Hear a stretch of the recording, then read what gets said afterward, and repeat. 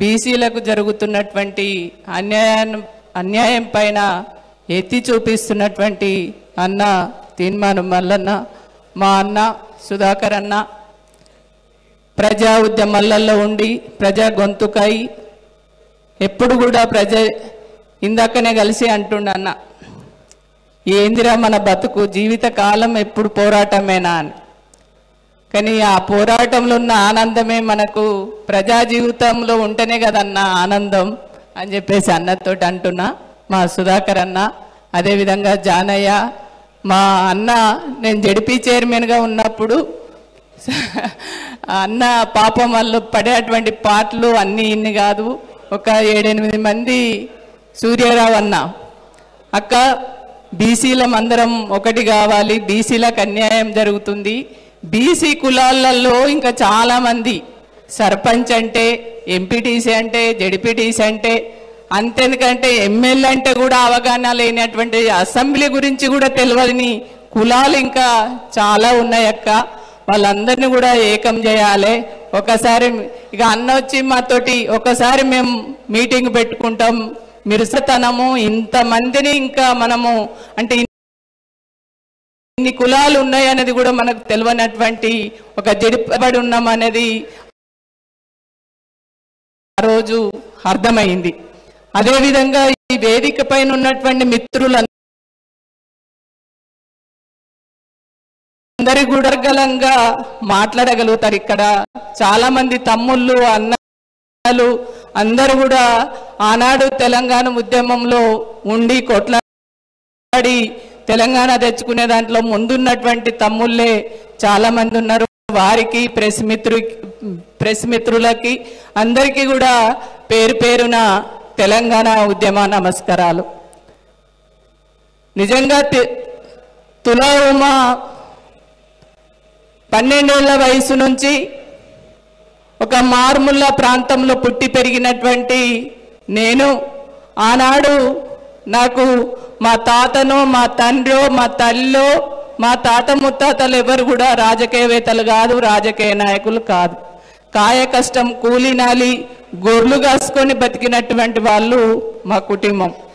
అట్లాంటి కుటుంబం నుంచి వచ్చినటువంటి నేను నిజంగా తెలంగాణ ఆనాడు ప్రజా ఉద్యమాలలో ప్రజల పక్షాన ఉండి కొట్లాడడం, తెలంగాణ ఉద్యమంలో ఆనాడు తెలంగాణ రాష్ట్ర సాధనే ఏకైక లక్ష్యంగా ఆనాడు పార్టీలకు అతీతంగా కామన్ ఎజెండాతోటి మనం అందరం కూడా తెలంగాణ సాధన కోసం చేసినటువంటి పోరాటంలో మనం అందరం ముందున్నాం. అందులో నేను కూడా ఉన్నాను. కానీ ఆనాడు ఆ ఉద్యమ క్రమంలో తెలంగాణ తెచ్చుకోవడం, వచ్చిన తెలంగాణలో నాకు జెడ్పీ చైర్మన్ అవకాశం రావడం, నిజంగా జెడ్పీ చైర్మన్ అవకాశం అట్టుగానే రాలే. నేను ఎందుకు చెప్తున్నంటే మీకు కూడా తెలియాలి. ఒక జెడ్పీ నేను ఆనాడు నేను పనిచేసినటువంటి బీఆర్ఎస్ పార్టీలో రాష్ట్రానికి మహిళా అధ్యక్షురాల్ని. కానీ ఒక టికెట్ కోసం ఆనాడు టికెట్ జెడ్పీటీసీ టికెట్లు ఇంకా 10 మందికి నేను ఇప్పించుకోవాలి మహిళా అధ్యక్షురాలిగా. కానీ మేము ఒక్క టికెట్, నా టికెట్ కోసమే నేను పోరాడవలసినటువంటి దుస్థితి ఆ పరిస్థితులు. అంటే ఆ స్థానికంగా ఉన్నటువంటి పెద్దోళ్ళు ఎవరైతే ఉంటారో ఆ పెద్దోళ్ళు మనలాంటి అంటే ప్రజలలో ఉండి ప్రజా ఆదరణ ఉండి ప్రశ్నించే గొంతుకై ఉండి వీళ్ళు రేపు మా దగ్గరికి వచ్చి రేపు అధికారంలోకి వస్తే వీళ్ళు రేపు ప్రజాప్రతినిధులైతే మా మూలాలు కదులుతాయి అనే భయంతోటి ఆనాడు టికెట్ ఇవ్వడానికే ఇబ్బంది పట్టి ఇచ్చినాక ఓడగొట్టడానికి కూడా అనేక ప్రయత్నాలు చేసినటువంటి సందర్భం. కానీ ఆనాడు నా చిన్నతనం నుంచే అక్కడున్నటువంటి ప్రజలతో అంటిపెట్టుకొని ఆ ప్రజా ఉద్యమాలలో పోరాడి వాళ్ళ ఇంటి మనిషిగా వాళ్ళ కుటుంబ సభ్యురాలుగా కష్ట సుఖాలలో వాళ్ళతో ఉండడం వల్ల ఎన్ని కుట్రలు కుతంత్రాలు ఏది చేసినా కూడా ఈమె మా బిడ్డ, మా ఆడబిడ్డ కష్టాలలో సుఖాలలో బాధల్లో మాకు అండగా ఉంటుందని చెప్పేసి ఎవరు ఎన్ని కుట్రలు చేసినా ఎన్ని డబ్బులు తెచ్చినా ఎన్ని ప్రలోభాలు పెట్టినా ఆనాడు నన్ను గెలిపించారు. ఆ గెలిపించడం, ఆ ప్రజలు గెలిపించిన ఆ గెలుపుతోటి ఇవాళ ఆనాడు నేను జడ్పీ చైర్మన్గా అయినా. అంటే ఎందుకు చెప్తున్నానంటే మనం ప్రజలలో ఉండాలి. సర్పంచులుగా కావాలన్నా, ఎంపీటీసీలు కావాలన్నా ఇవాళ సర్పంచులకైతే ఏ గుర్తు అక్కర్లేదు. అది మనం ప్రజలలో ఉండి మనం ప్రజల ఆదరణ ఉంటే సరిపోతుంది. ఇందాక తమ్ముడు రాము చెప్పిండు, ఆ రాము చెప్పింది అక్షరాల ఆ రకంగా అక్షరాల నిజం. ఎందుకంటే మనం ప్రజలలో ఉన్నప్పుడు, ప్రజల్నే నమ్ముకున్నప్పుడు పార్టీలు, జెండాలు, ఏ జెండాలు అవసరం లేదు. ప్రజల గుండెలలో ఉండాలి. ప్రజల కోసం పనిచేస్తామనేటువంటి ఒక నమ్మకాన్ని, విశ్వాసాన్ని కలిగించినప్పుడు మళ్ళీ ఒకటి గుర్తుపెట్టుకోవాలి, ఎక్కడ సర్పంచ్గా పోటీ చేసినా మనము ఇందాక సార్ చెప్పిర్రు, ఏ ఊరికి పోయినా ఒక్కిళ్ళు, రెండిళ్ళు, మూడిళ్ళు ఉన్నోళ్ళే సర్పంచులు అవుతారు. మనం 99% ఉన్నా కూడా మనోళ్ళు సర్పంచులు గారు. సర్పంచులుగా కావాలంటే మనోళ్ళు ప్రజాదరణ ఉన్నోళ్ళు ఒకళ్ళు ముందుకు వస్తే ఇంకో నలుగురిని తయారు చేస్తారు. మరి ఆ తయారు చేయడం వల్ల మళ్ళా ఏమైతుంది, మన ఓట్లన్నీ చీలిపోతే మళ్ళా వాళ్ళు అనుకున్న మనిషిని గెలవడానికి ఆస్కారం ఉంటుంది. ఆ పరిస్థితి రాకుండా మనం ఖచ్చితంగా బీసీ అంటే ఆనాడు తెలంగాణ ఉద్యమంలో కామన్ లక్ష్యం, ఒకటే లక్ష్యం, తెలంగాణ ఆకాంక్ష నెరవేర్చుకోవడం కోసం అన్ని పార్టీలలో ఉన్నటువంటి తెలంగాణ బిడ్డలం అందరం ఒకటైనాం. అవునా కదా? అవునా కదా? కాలేదా? సప్పుడు చేస్తలేరేంది? తెలంగాణ కోసం మనం అందరం కొట్లాడినాం కదా. అదే విధంగా ఈనాడు కూడా అన్ని పార్టీలలో ఉన్న బీసీలం అందరం కూడా కామన్ ఏజెండా ఏముండాలి? బీసీలకు రాజ్యాధికారం రావాలి. బీసీలకు రాజ్యాధికారం రావాలి అని అంటే మనం బీసీలందరం ఒక్కటైతేనే సాధ్యమవుతుంది. కాబట్టి ఇవాళ మనం ముందున్నటువంటిది స్థానిక సంస్థలు. ఆ స్థానిక సంస్థల ఎన్నికలలో ఖచ్చితంగా మనం లక్ష్యం సాధించాలంటే మనం మన చేతిలోని అధికారం అనేది ఎవరో ఇస్తే మనం అడుక్కోవాల్సినటువంటి అవసరం లేదు.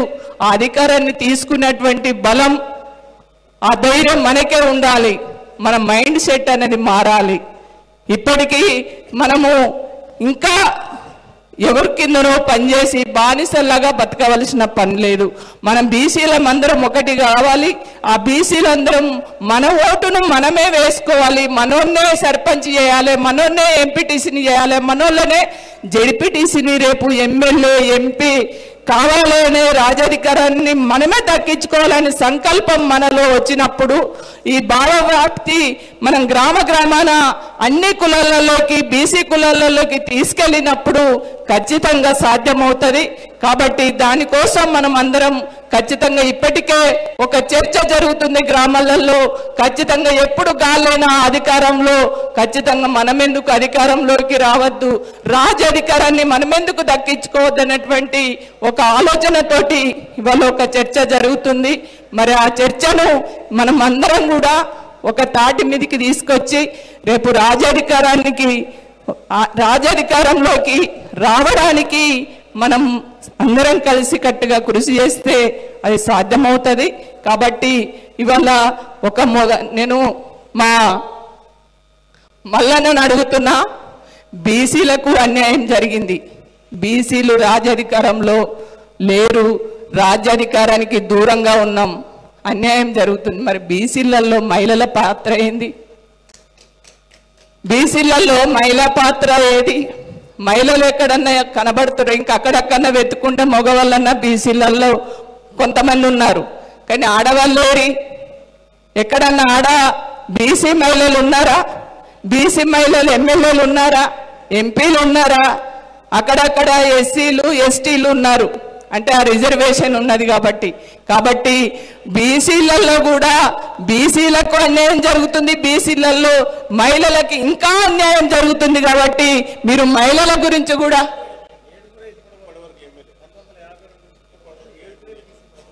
7 బీసీ మహిళలు అన్న చెప్తున్నాడు. కాబట్టి మహిళలకు మద్దతుగా మీరు కూడా మాట్లాడాలన్నా మేము కూడా మహిళలం అందరం కూడా ఖచ్చితంగా సంఘటితం చేయడం కోసం మహిళలకు జరుగుతున్నటువంటి అన్యాయాన్ని వాళ్ళ మహిళల్లోకి తీసుకెళ్లే విధంగా మా వైపు నుంచి కూడా మేము కృషి చేస్తాం. కాబట్టి మీరు చేస్తున్నటువంటి ఈ పోరాటంలో నా వంతుగా ఖచ్చితంగా సహాయ సహకారాలు ఉంటాయి. మేము మీకు అండగా ఉంటాం. బీసీలందరము ఒకటవుదామని చెప్పేసి ఈ సందర్భంగా తెలియజేస్తూ జై తెలంగాణ.